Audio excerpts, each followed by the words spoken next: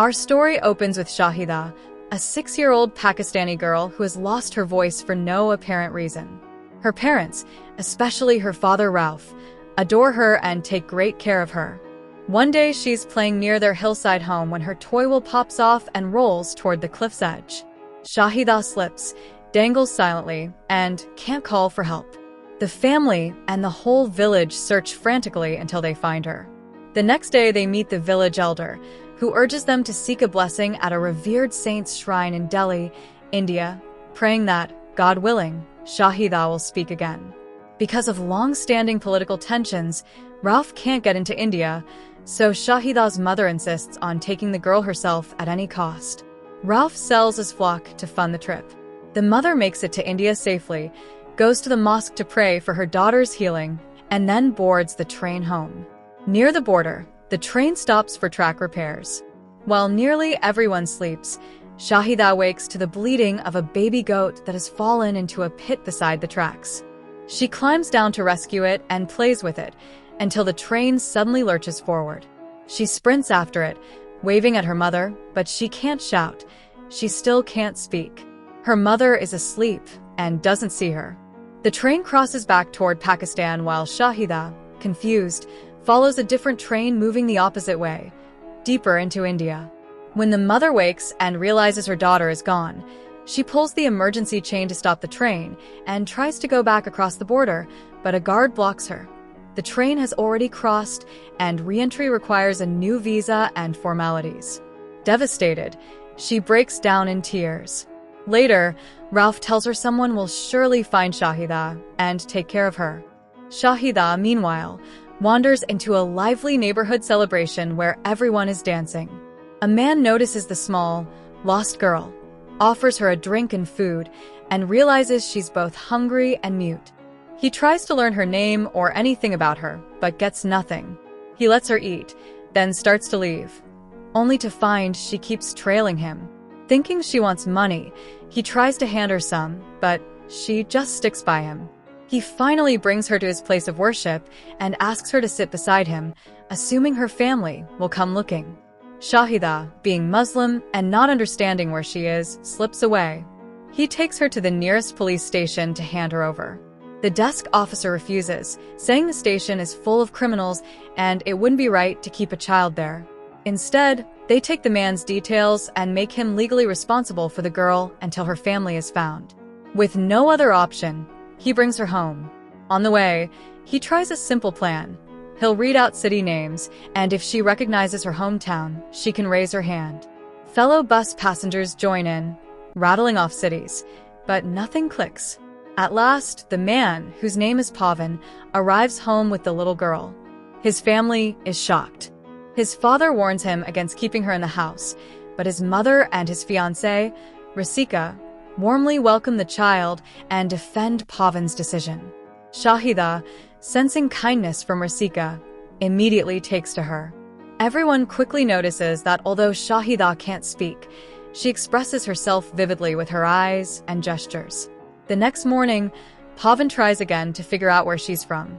He shows her a map and points to different places, but nothing works. Later, during a cricket match on TV, Shahida suddenly grows excited when Pakistan's team scores. She claps with joy, revealing that she is from Pakistan. The entire household is stunned. Pawan's father explodes, insisting they can't keep a Pakistani child under their roof. But Pawan refuses to abandon her. He feels it's his duty to reunite her with her family. Pawan starts searching for a way to send Shahida home legally. He tries speaking with the Pakistani embassy, but the bureaucracy is endless and discouraging. Meanwhile, his father pressures him to give up, warning that people will see them as traitors. Pawan holds firm, saying the girl is innocent and it's not her fault where she was born. He vows to find a way. Rasika stands by him and gently suggests that Shahida should stay until things are sorted. She also points out how attached the girl has grown to both of them. One night, while Rasika is caring for her, Shahida silently prays, and for a brief moment, Rasika feels the bond of family between them. But time runs short. Officials demand proof of Shahida's identity, which she cannot provide. Pawan realizes the only solution is to take her himself across the border, no matter the risks. His family is torn. His father calls him reckless and irresponsible, yet his mother blesses him, trusting his heart. Rasika, though worried, encourages him too. So, with little preparation and a lot of determination, Pawan sets out with Shahida. Their journey is anything but simple. They must dodge soldiers, survive border patrols, and depend on the kindness of strangers. Along the way, Shahida's silence is both a burden and a strange blessing. It keeps them from being discovered, but also makes explaining their situation nearly impossible. Pawan and Shahida manage to cross into Pakistan, but their troubles are far from over. They're quickly mistaken for spies, and the authorities begin pursuing them. Everywhere they go, Pawan struggles to explain that he's only trying to reunite a lost child with her family. But because of his nationality and their tense situation, no one believes him. During one chase, they meet a spirited young journalist named Chand Nawab. At first, he's just chasing a story, but when he sees Pawan's sincerity and Shahida's innocence, his heart softens. He decides to help them, secretly filming parts of their journey. His footage slowly reveals the truth about Pawan. He's not a spy or a criminal, but a man on a mission of compassion. Together, the unlikely trio travels through villages and towns, asking people if they know Shahida's family. At each stop, Pawan's honesty and gentle spirit win people over.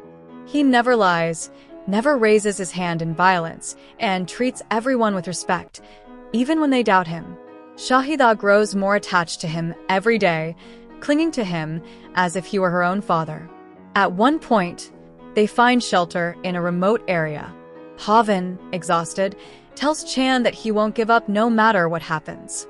He believes God has given him this responsibility, and until Shahida is safe at home, he won't rest. Chand, moved, promises to do everything in his power to make sure the world hears the story. Eventually, after countless setbacks and close calls, they reach Shahida's village. When her mother sees her again, the reunion is heartbreaking, tears, embraces, and overwhelming relief. But even then, soldiers surround Pawan, ready to arrest him as an intruder. It's only when Chand's footage begins spreading that the truth finally comes to light. Across the country, people witness Pawan's selfless struggle and realize he is no enemy. Crowds gather, shouting for his release. And in that climactic moment, as voices rise all around, something miraculous happens. Shahida, after all this time, finally finds her own voice. She calls out, loud and clear, "Mama," and then cries, "Bajrangi." The sound stuns everyone. Her mother collapses in joy. Pawan, overcome with emotion, drops to his knees. The girl who had been silent for so long speaks at last, her voice breaking every barrier that had kept them apart.